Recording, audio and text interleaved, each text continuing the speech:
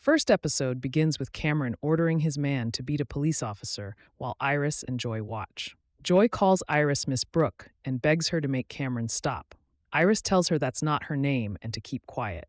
The man beats Tio until Cameron orders him to stop. Cameron asks Iris how she can act like she doesn't care.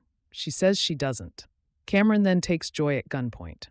Iris tells him nothing has changed. Cameron says she's right, he can't do it, then orders his man to do it. His man points his gun at Joy. We flash back one day earlier in Sardinia, Italia. Iris is shown cooking a meal and wandering around the house. Seconds later, she's watching an online video of Alfie talking about her disappearance and not wanting to be found. The man says that one thing is for certain: the reward for 4 million euros still stands for Iris Nixon.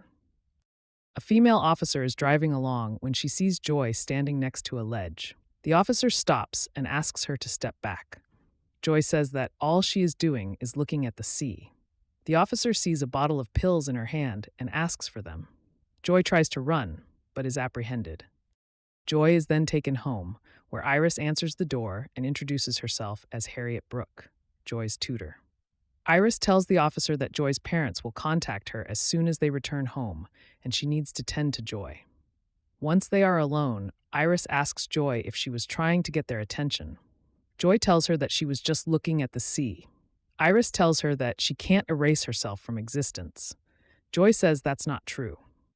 Iris says there are infinite versions of her out there, and there are infinite versions of herself as well. Joy asks what that means.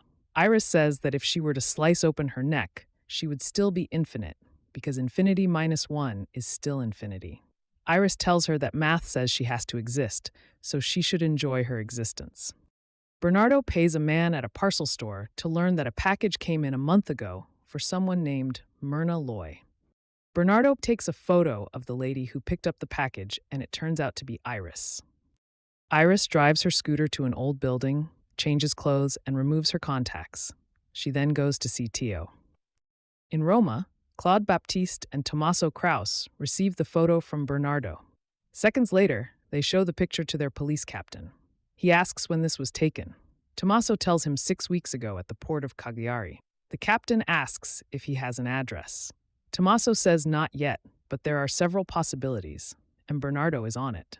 The captain tells him to find Iris and sell her to whoever is buying. Iris and Teo are in bed together. He asks her why they have to keep meeting like this, because he hasn't even seen her apartment, and he feels like he doesn't know her. She tells him there is nothing to know and then asks if he's been following her. He says, of course not. She tells him that whoever he thinks she isn't. She says she wishes she were, but she's not. He tells her that everyone is hiding something. The footage goes back to Alfie from the video earlier, talking about Iris and not knowing much about her.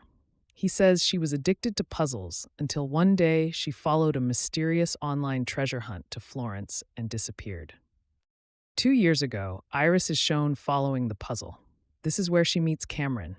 She recognizes him as a venture capitalist, but he tells her that he is a private investor who is excited by big ideals. She tells him, and money. He says money's just a byproduct that lets him keep helping brilliant people do brilliant things. He then changes the subject and congratulates her on winning the hunt. He asks her if she has any idea how many people took part. She says no. He tells her anywhere from 12 to 17,000, including teams from Oxford and Stanford. He asks about her aptitude for puzzles. She says she never gave it much thought. He tells her that he believes she gives everything a lot of thought. She says it's just the way she was born. He tells her that the treasure hunt was a sort of job interview. She tells him that she's not the person he's looking for. He tells her that he's just trying to get her to come and solve difficult puzzles with him. She asks what kind of puzzles. He tells her very important ones. Cameron takes Iris to his home in Slovenia and shows her Charlie Big Potatoes. Charlie turns out to be a big topological quantum device that is capable of creating its own thought. He tells her that not long ago, Charlie came up with a cure for acute lymphoblastic leukemia. When they asked him how he felt about it, he sang. He tells her that Charlie is asleep and he needs her help waking him up. Back in Sardinia, Joy's parents question her about the police bringing her home. She says that the police didn't bring her home, and whoever told them that is lying. Her father asks her if she ever thought that he had just contacted the police and asked them what happened. Joy asks what the point is if they don't believe her anyway, and gets up and storms off. Iris returns home on her scooter and studies pictures of a brain.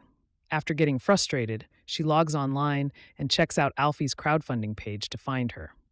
Later that night, she uses her telescope, but hears someone in the woods outside her home. Seconds later, her intruder gets trapped in a bear trap. When she goes after him, a shootout ensues. She manages to come up before him and disarm him. She takes his phone and wallet and asks if he speaks English. He won't answer her questions until she threatens to cut off his private part. She tells him that even if she doesn't cut off his private part, the wound from the bear trap will kill him. She offers to help with the bleeding if she tells her why he's there. He agrees. By the time Iris gets home to get supplies and gets back, the man is gone. She searches everywhere and eventually finds him at the bottom of a cliff, getting into a car. He gets a gun out of the car and shoots at her again. She grabs a large stone and lobs it off the cliff at him. It just manages to hit him in the head and kill him. Back in Slovenia 2 years ago, Iris meets Charlie's creator, Jensen Lind. Jensen is now in a wheelchair because he got upset one day and attacked Charlie. Security had to restrain him with tasers. Now Jensen is in a wheelchair and doesn't talk, and Charlie is asleep. Cameron goes on to explain that all they need to activate Charlie is an encrypted password that Jensen set before he went into his catatonic state. Cameron says that Jensen encrypted the password using a cipher system in his personal journal.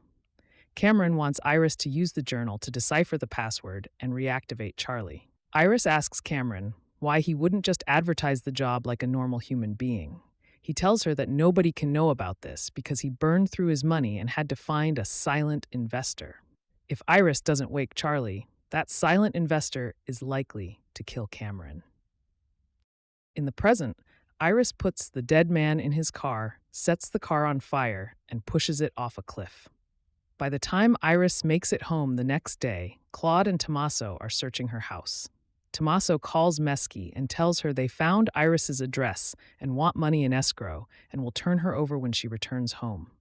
Meschi says they only want the book she stole from them, and if they can find it, the money is theirs. Claude and Tommaso begin looking for the book and find Iris's safe. Claude begins drilling it and gets it open. He doesn't find the book, but he finds 2 hard drives and several printouts.